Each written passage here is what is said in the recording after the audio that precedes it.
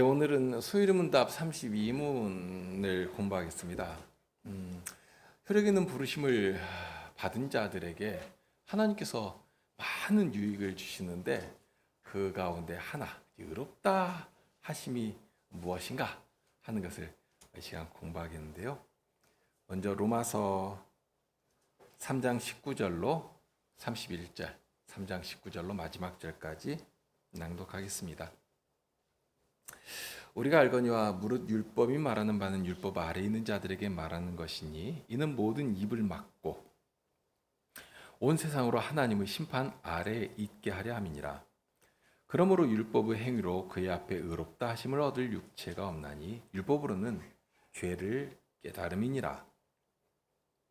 이제는 율법 외에 하나님의 한 의가 나타났으니 율법과 선지자들에게 증거를 받은 것이라.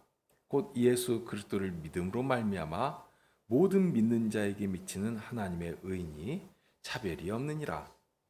모든 사람이 죄를 범하였음에 하나님의 영광에 이르지 못하더니 그리스도 예수 안에 있는 구속으로 말미암아 하나님의 은혜로 값 없이 의롭다 하심을 얻은 자 되었느니라. 이 예수를 하나님이 그의 피로 인하여 믿음으로 말미암는 화목제물로 세우셨으니 이는 하나님께서 길이 참으시는 중에 전에 지은 죄를 간구하심으로 자기의 의로우심을 나타내려 하심이니 곧 이때에 자기의 의로우심을 나타내사 자기도 의로우시며 또한 예수 믿는 자를 의롭다 하려 하심이니라. 그런즉 자랑할 때가 어디뇨? 있을 수가 없느니라. 무슨 법으로냐? 행위로냐? 아니라 오직 믿음의 법으로니라. 그러므로 사람이 의롭다 하심을 얻는 것은 율법의 행위에 있지 않고 믿음으로 되는 줄 우리가 인정하노라. 하나님은 홀로 유대인의 하나님뿐이시뇨? 또 이방인의 하나님은 아니시뇨? 진실로 이방인의 하나님도 되시느니라. 할례자도 믿음으로 말미암아 또는 무할례자도 믿음으로 말미암아 의롭다 하실 하나님은 한 분이시니라. 그런즉 우리가 믿음으로 말미암아 율법을 폐하느뇨? 그럴 수 없느니라. 도리어 율법을 굳게 세우느니라. 이제까지 또 살핀 것이지만 하나님의 마련이나 예수님의 준비는 정말로 완벽합니다. 우리를 구원하시려고 하나님께서 내신 뜻과 질서가 있는 것이고요. 이에 대해서 성자께서는 정말 빈틈없이 순종하심으로 진행시키십니다. 십자가의 구속을 완성하신 예수님께서는 이제 효력 있는 부르심을 위해서 제자들을 준비시킵니다. 처음부터 복음이 증인들의 증언으로 전해지도록 하신 것이니까 말씀으로 전해지는 것인데요. 정말 첫 창조를 말씀으로 시작하셨지 않습니까? 첫 창조를 말씀으로 시작하신 것처럼 새로운 창조의 때에도 이렇게 전해지는 말씀으로 생명을 얻게 하시는 그런 방법을 세워 놓으신 것입니다.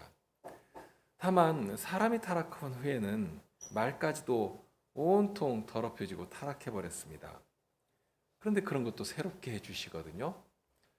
김홍전 목사님은 언어도 세례를 받아야 된다 하는 표현도 하셨는데요. 그리고 사도는 지혜의 말로 전해지는 것이 아니라고 하셨습니다.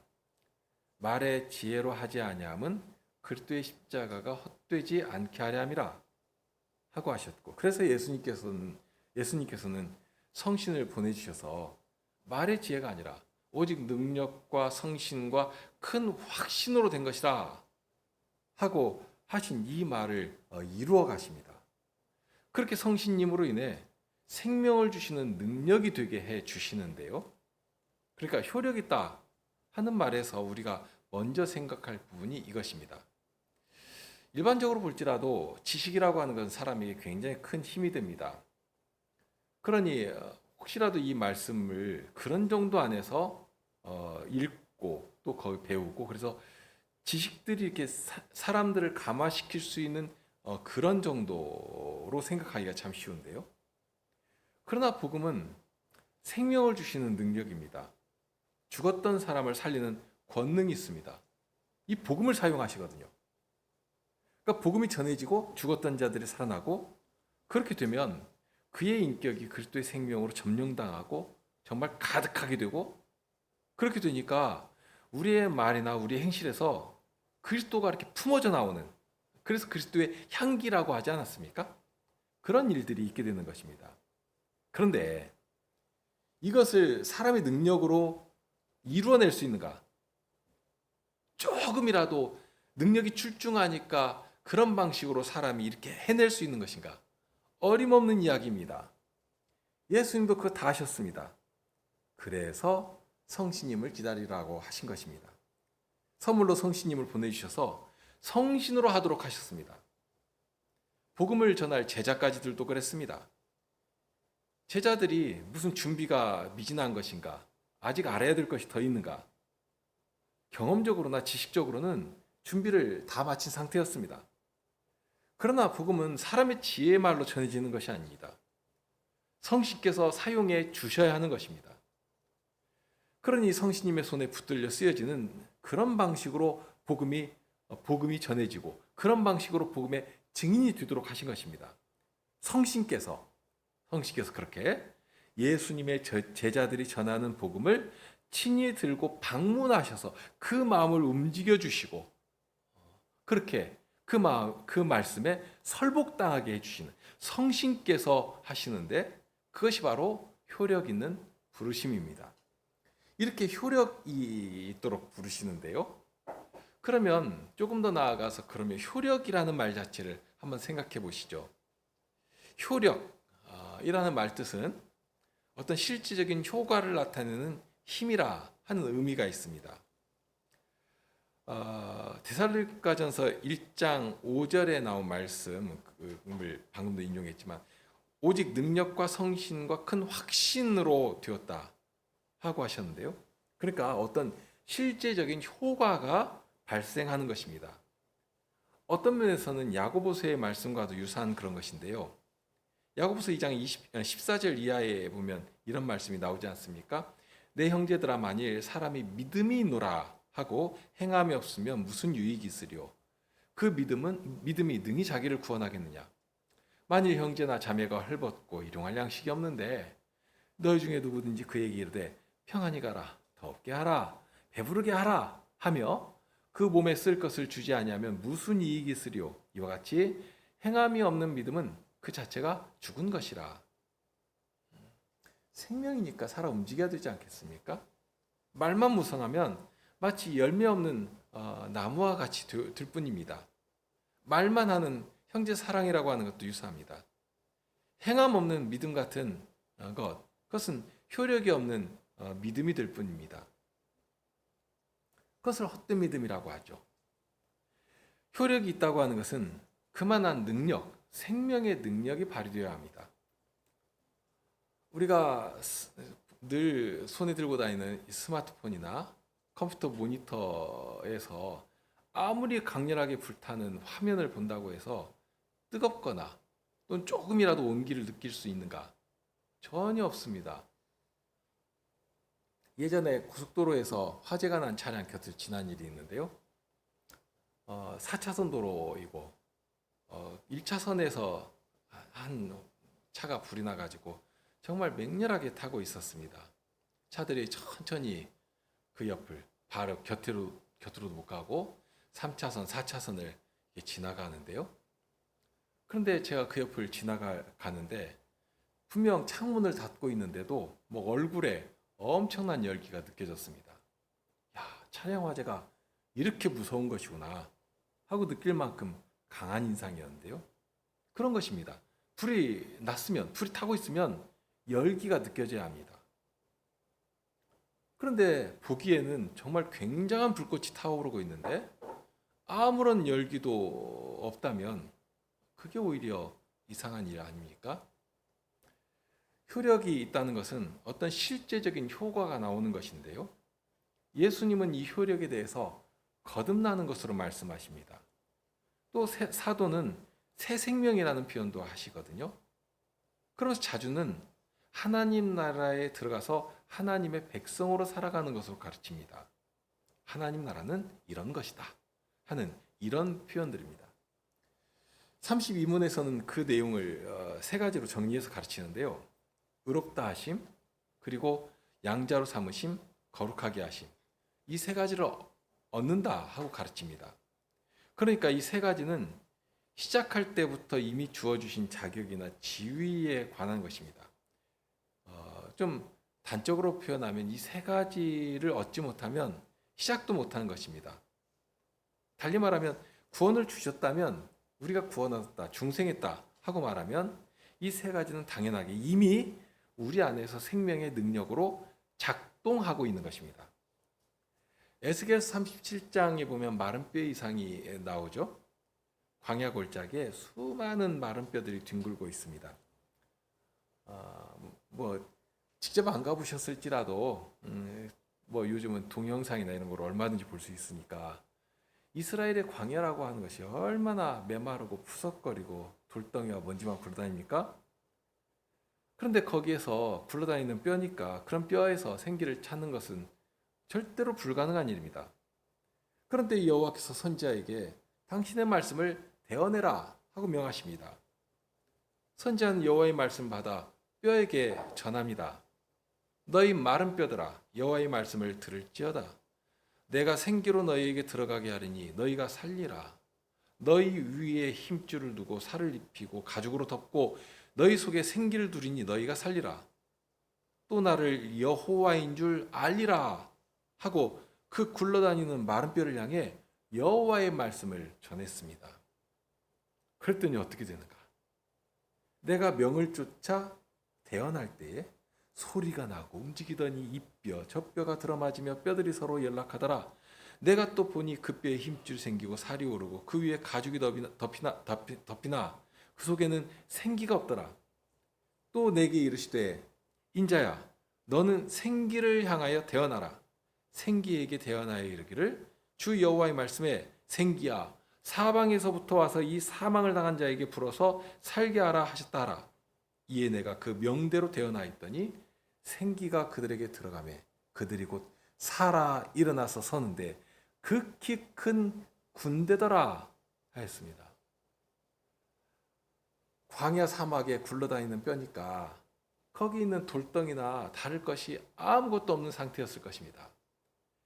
그런데 여호와의 말씀이 전해지니까 뼈와 뼈가 맞아 들어가고 힘줄이 생기고 살이 차오르고 가죽까지 덮이고 그런 때에 생기를 향하여 명하니까 생기가 들어가서 살아나더니 생명력이 충일한 군대가 되었습니다. 그런 것입니다. 효력 있는 부르심이라고 하는 것은 그전에는 사막에 구르는 뼈나 다를 것이 전혀 없는 그런 존재인데 주님의 말씀이 명해지고 그 말씀에 부르심을 받은 그 순간 살이 차오르고 생기가 그 몸에 들어가서 살아 움직이는 생명이 되는 그런 역사가 일어나는 것입니다. 참 놀랍지 않습니까? 바로 그 부분을 세 가지 사실로 설명을 하는데요. 첫째가 의롭다 하심을 받는 것이고요. 둘째가 양자로 삼아주시는 것이고요. 세 번째가 거룩하게 하심을 얻는다 하는 것입니다. 이것이 구분되는 세 가지 내용이 아니라 실은 죽은 자가 살고 그리스도 안에 생명이 연합되니까 당연하게 하나님 앞에서도 언제라도 당당히 나아갈 만한 그런 의로움을 이미어 주신 것이고요. 의롭다 하고 칭해 주신 것이고요. 그럴 때 하나님의 자녀의 지위를 얻어서 나아가는 것이고 하나님의 자녀이니 또한 하나님답게 하나님의 거룩하심을 닮아서 거룩한 백성이 되어서 거룩한 사람으로 사라져가는 것입니다. 이런 복된 은혜는 순차적으로 받는 것이 아닙니다. 그러니까 자칫 믿음이 자라면서 장성 정도에 따라서 하나씩 이렇게 획득되는 것이 아니라 처음부터 일시적으로 단위적 사건으로 주어주시는 자격입니다. 이 부분을 강조하는데요. 이 세 가지 복된 지위는 사람이 노력해서 얻는 것이 아닙니다. 거저 주신 은혜입니다. 로마서 8장 30절 말씀이 그렇습니다. 또 미리 정하신 그들을 또한 부르시고 부르신 그들을 또한 의롭다 하시고 의롭다 하신 그들을 또한 영화롭게 하셨느니라. 여기는 더 나아갑니다. 영화롭다. 앞으로 죽어서 하나님 앞에 가면 그때는 영화롭게 될 것이다. 이렇게 말씀하신 것이 아니라 모두 과거형입니다. 복음으로 부르심 받고 주의 백성이 된 그때 이미 영광의 은혜로 우리를 둘러주시는 것입니다. 이처럼 우리를 부르신 그때부터 하나님께서는 우리를 의롭다 하고 하시니 아무도 우리를 정죄하지를 못합니다.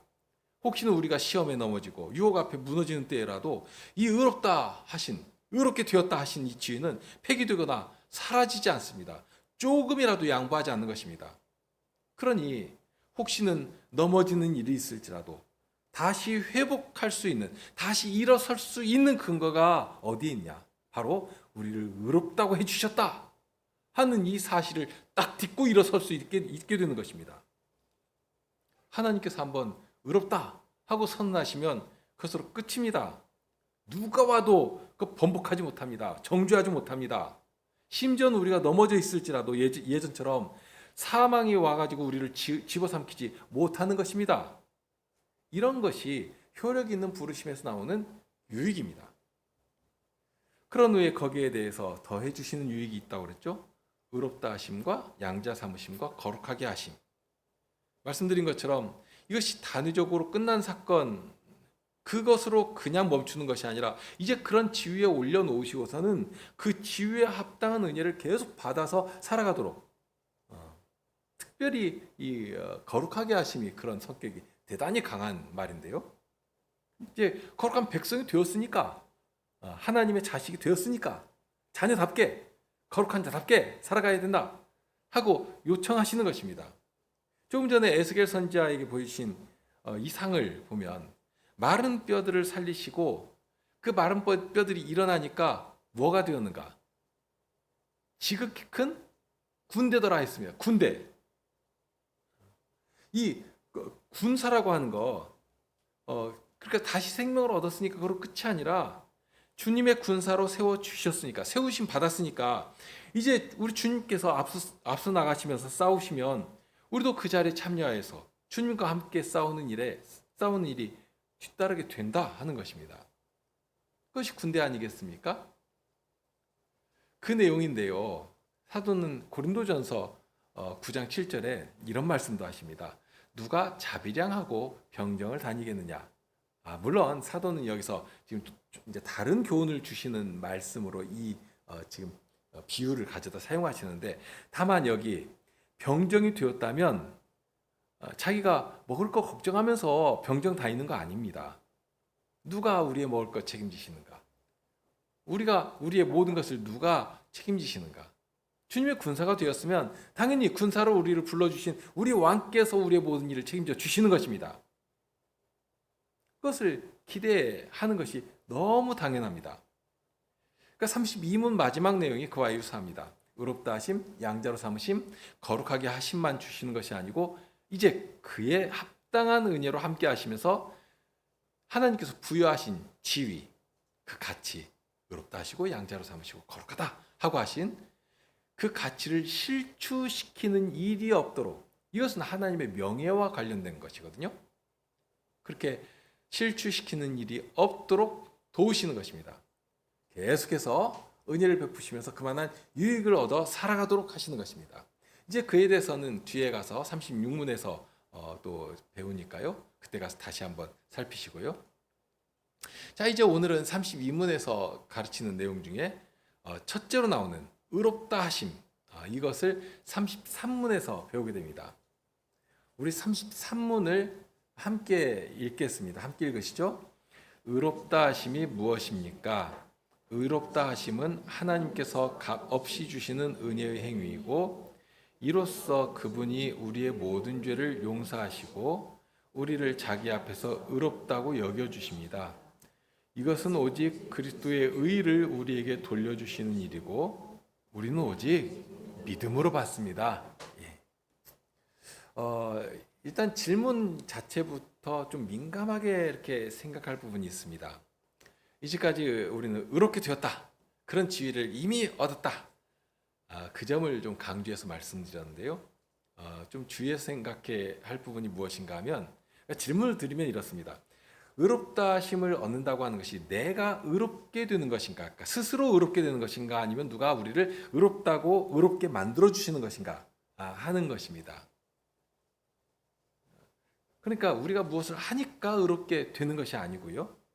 우리는 아무 수고한 일이 없는데 누군가 우리를 의롭다, 그만한 지위와 그만한 자격이 있는 그런 분께서 너 이제부터 죄인이 아니다, 너는 의롭다 하고 해주신 것입니다. 그러면서 또 중요한 내용이 더 있는데, 이 의롭다 하시는 표현은 법정적 용어입니다. 자주 들으시죠? 그러니까 무슨 의미인가 하면 실체와 법적 선언에 있어서 그 사이에 어떤 실질적 존재의 모습은 좀 괴리가 있을 수 있습니다.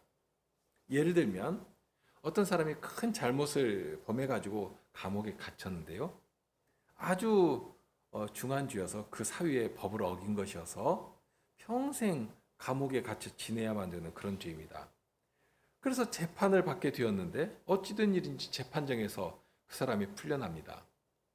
알고 보니까 그 사람을 위해서 어떤 분이 어마어마한 값을 대신 다 치르고, 그러니 그 사람을 풀어주도록 탄원을 했고, 그렇게 되니까 이렇게 속전도 내고 책임도 대신 치르고, 그렇게 되니까 이 사람이 넉넉히 자유를 얻게 된 것입니다. 그렇게 되면 법정에서는 이 사람이 이제 죄값을 다 치렀으니까 자유하다, 이제는 죄의 책임을 더 이상 물을 수가 없다 하고 선언했는데, 그렇게 선언했다고 해서 그 사람이 죄를 지은 역사까지라도 사라지는 것인가? 그러지는 않거든요. 그 사람이 범법한 그 일, 그 역사, 어떤 빚을 지고 죄를 범한 그런 역사가 그대로 그 사람에게 남아있는 것이지 그 역사까지 사라지는 것은 아닙니다. 다만 그 죄에 대한 책임을 어떻게든지 치렀기 때문에 더 이상 그 사람에게는 그 죄에 대한 책임을 물을 수가 없게 된 것입니다. 물을 수가 없는 것뿐입니다. 그러니까 법정적 용어라고 하는 것은 그런 것입니다. 죄값을 치렀기 때문에 더 이상 그 죄에 대해서는 책임을 물을 수가 없게 되었습니다. 그러니 그 사람은 법적으로는 의인입니다. 죄가 없습니다. 법에서도 일사부재라고 하는 원칙이 있지 않습니까? 유사한데요. 비록 죄를 범한 역사가 있지만 법정에서 판사가 이미 이 사람은 죄값을 다 치렀기 때문에 죄에 대해서는 더 이상 책임을 물을 수가 없다. 그러니 이 사람은 이 죄에 대해서는 자유하다 하고 탁 판결을 내리고 선언하는 것입니다. 그러니까 이 표현을 이제 달리 말하면 바로 이 사람은 의인이다 하고 말하는 것입니다. 자, 그리고 또 하나 남아있는 중요한 사실이 있는데요.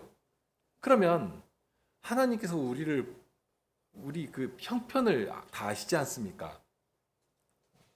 그러면 우리 형편이 내가 봐도 요 모양 요 꼴인데 어떻게 나 같은 자를 의롭다고 하실 수가 있겠는가 하는 점입니다. 아무리 왕이라 할지라도, 절대 군주라 할지라도 자기 마음대로 해도 되는가? 내 마음에 안 든다고 해가지고 아무 죄도 없는 사람을 끌어가다가는 아주 그 고역을 치르도록 만들고 죄인처럼 형벌도 내리고, 반면에 분명 잘못을 했는데 오늘은 내가 기분이 좋으니까 저 무죄 하고 이런 판결을 내린다면 그런 왕을 의롭다고 할 수 있겠습니까? 그것은 대단히 불의한 왕이고 독재자죠. 하물며 절대의이신 하나님께서 그런 식으로 불의한 재판장이 되실 수가 있는가? 없는 것입니다. 그렇다면 도대체 뭘 가지고 우리를 그렇게 의롭다고 하실 수가 있는가? 그 근거가 뭔가 하는 것입니다. 오늘 로마서 3장을 읽으셨습니다. 24절에 보면 그리스도 예수 안에 있는 구속으로 말미암아 하나님의 은혜로 값없이 의롭다 하심을 얻은 자 되었느니라. 모든 사람이 죄를 범하여서 하나님의 영광에 이르지 못한다, 이룰 수가 없다 하는 것이 우리 인생, 모든 인생의 현실입니다. 그런데 살 길이 열렸습니다. 그리스도 예수 안에 있는 구속으로 말미암는다. 우리 예수님 안에 있는 구속이면 된다 하는 것입니다. 그리스도께서 이루신 구속이 있으면 어떤 죄인도, 정말 어떤 흉악한 인간도 의롭다 하심을 얻을 수 있게 되었다 하고 알려주십니다. 그런데 이 말씀에 보면 의롭다 하심을 얻은 자 되었다 하고 이미 이루어진 일로 말씀하십니다. 너 하는 거 봐가지고 그렇게 해줄게, 또는 앞으로 먼 훗날 죽어서 천당 앞에 가면 그렇게 될 것이다 하고 하신 것이 아니고 이미 그렇게 해주셨다. 아주 확정적 사실로 선언해주고 있습니다. 그 근거가 뭔가? 딱 하나입니다. 그리스도 예수 안에 있는 구속 때문에, 예수님께서 이루신 구속이 있으니까 우리가 의롭다 하심을 받을 수 있게 된 것입니다. 다만 그러면 예수님께서 도대체 어떻게 하셨기에 그런 일이 가능한 것인가 하는 점이죠. 특히 우리를 보면 여전히 죄가 가득한데 그 상처는 얼마나 많고 지금도 정말 숨쉬는 것만큼이나 죄를 먹고 마시는 것 같이 되어버린 우리 아닙니까? 안팎으로 우리를 정말 예전 죄의 종처럼 끌고 가려고 하는 그런 무수한 시도들이 있는 것이고요. 그런데 그런 우리임에도 불구하고 어떻게 하셨기에 죄가 없다고 이처럼 당당하게 말씀하시는가, 선언하시는가 하는 것입니다. 이어서 25절에 하신 말씀이 있습니다. 이 예수를 하나님이 그의 피로 인하여 믿음으로 말미암는 화목제물로 세우셨으니 이는 하나님께서 길이 참으시는 중에 전에 지은 죄를 간과하심으로 자기의 의로우심을 나타내려 하심이니 곧 이때에 자기의 의로우심을 나타내사 자기도 의로우시며 또한 예수 믿는 자를 의롭다 하려 하심이니라. 그리스도 예수 안에 있는 구속으로 말미암아서 은혜로 값없이 얼마나 강조하고 있습니까? 그 구속이 은혜이고요. 정말 값없이 주시는 은혜죠. 그 은혜로 값없이 의롭다 하심을 얻은 자 되었는데 믿음으로 말미암아서 그것을 우리에게 선물로 주신다. 그러니까 의롭게 해주신다고 하는 것이 아무 근거도 없이 그냥 마음대로 하시는 것이 아니라 이처럼 놀라운 배경이 담겨 있다 하고 알려주시는 것입니다. 그러니 누군가 우리 죄에 대한 값을 대신 다 치르신 것입니다. 그냥 치르신 것이 아니라 여기 보면 화목제물로 친히 그 귀하신 몸을 다 들이시면서 우리의 죄값을 모두 치르셨다 하고 알려집니다. 이 구속의 실질적인 능력이 얼마나 큰가를 가르치는 표현이 하나 있는데요. 바로 그 다음에 나오는 전에 지은 죄를 간과하신다 하는 표현입니다. 배우신 일 있죠. 로마 3장 할 때. 죄를 간과하신다는 것은 그냥 덮어버리는 것입니다. 한번 쉽게 생각해 보면 만일 어떤 상처 부위가 막 골마가지고 막 엉망이 됐습니다. 그럼 어떻게 해야 하는가? 그냥 덮어버리면 낫습니까? 그렇지 않죠. 썩은 부위가 있으면 도려내야 합니다. 그래야 새살이 납니다. 그런데 만일 그 위에다가 표시나지 않게 그냥 냄새 나고 더럽고 하니까 그냥 표시나지 않게 그냥 뭐로 덮어버리면 어떻게 됩니까?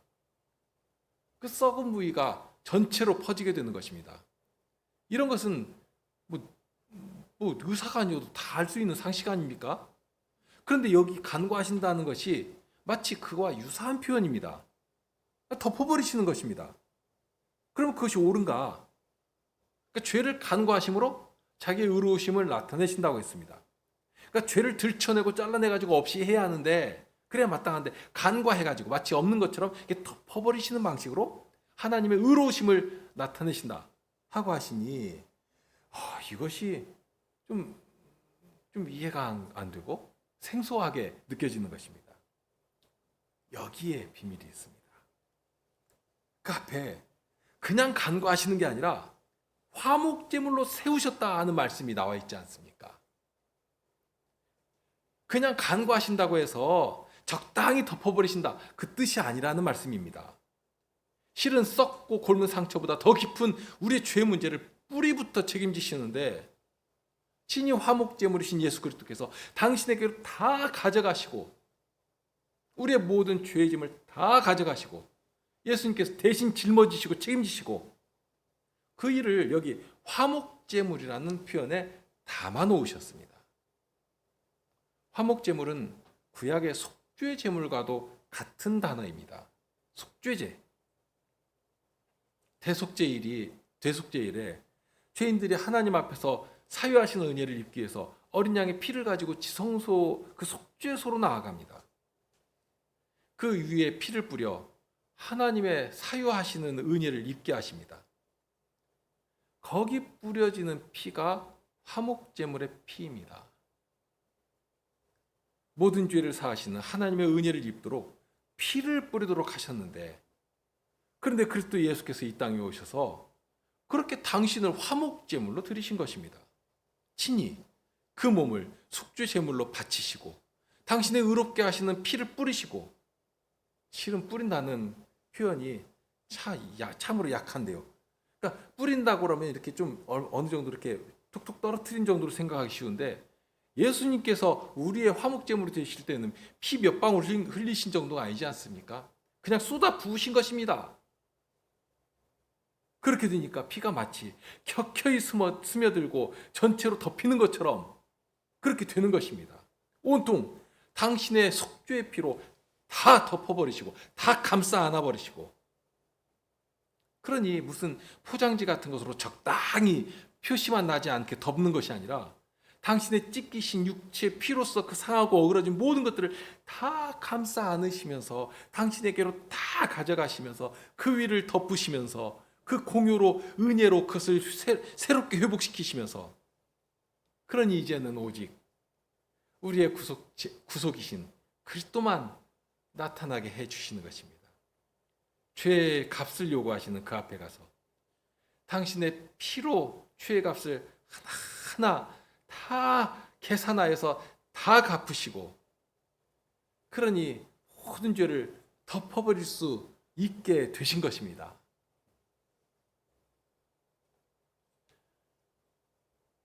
이 화목제물이나 간구하신다는 이 표현 자체가 유월절 제사에 나오는 용어입니다. 처음 유월절을 명하실 때를 보면 심판하시는 여호와의 사자가 여호와의 어린 양의 피를 보고서 그 집을 이렇게 건너가지 않습니까? 간구하셔서 죽음으로 심판하지 않고 구원하시는, 벌써 구약에서부터 하나님께서 이르시 이 일을 바라보도록 약속하시고 바라보도록 하시고 그러시더니 마침내 이루어 주신 것입니다. 얼마나 하나님의 신실하십니까? 이 비밀이 어려우니까 다른 면으로도 설명해 주신 말씀이 있는데요. 갈라디아 3장 26절 이하에 보면 너희가 다 믿음으로 말미암아 그리스도 예수 안에서 하나님의 아들이 되었으니 누구든지 그리스도와 합하여 세례를 받은 자는 그리스도로 옷 입었느니라. 여기는 옷 입는 것으로 이렇게 알려주십니다. 옷을 입으면 그 속에 있는 것이 다 가려집니다. 대신 뭐만 나타나는가? 옷만 나타납니다. 몸에는 아무리 때가 그냥 꼬질꼬질한 있어도 옷만 탁 입으면 뭐 때가 있는지 뭐 어떻게 합니까? 더러움을 다 감출 수 있습니다. 그렇게 해주시는 것입니다. 이런 말씀을 통해서 알게 되는 사실이 있죠. 하나님께서 의롭다 하고 해주시면 단순히 정말 법정적 용어로만, 그러니까 실질에 있어서는 그냥 저기 죄 수렁텅이 속에 그대로 방치해 두고서 이름만, 명분으로만 너 의인 하고 해주시는 것이 아니라 그만한 자격, 정말로 그만한 지위에다가 탁 올려놓아 주시고 뿐만 아니라 은혜로 감싸 안아주시면서 이끌어주고 계시다 하는 사실입니다. 옷을 입는다는 것은 마치 예수님의 비유, 왕의 혼인잔치에 초청받은 사람이 왕이 준비한 예복을 입는 것과도 같은 것인데요. 정말 그런 영광스러운 자리에 참여할지라도 이 옷만 탁 입으면, 예수님께서 주신 이 의의 옷만 탁 입으면 아무런 부끄러움이나 수치나 이런 것이 없도록 완벽하게 만들어 주신다 하는 말씀입니다. 그렇게 되면 아무리 훌륭한 귀족들의 옷일지라도 왕족들과 비교할지라도 전혀 꿀릴 것이 없이 오히려 더 고상하게, 더 품격 있게 되는 것입니다. 이런 점에서 의롭다 하고 선언하시면 누구도 시비 걸 수가 없는 완전한 의인이 되는 것입니다. 이것이 예수님께서 우리의 구속이 되시려고 화목제물로 당신을 드리신 결과입니다. 이런 놀라운 자격과 지위를 하나님께서 그냥 거저 주시죠. 값없이, 그러니까 은혜로 값없이. 우리는 오직 믿음으로만 이 은혜를 받는 것인데요. 그렇게 해서 이제 우리 신분이 죄인에서 의인으로 옮겨지게 되었고, 그러니 이제 우리가 의의 자녀답게 살아갈 수 있는 준비가 되는 것입니다. 이 선물을 주시려고 예수님께서 우리의 대속이 되어 주셨습니다. 함께 우리 찬송하실까요? 시편 찬송인데요. 32편 1, 2절 부르시겠습니다. 32편 1, 2절입니다.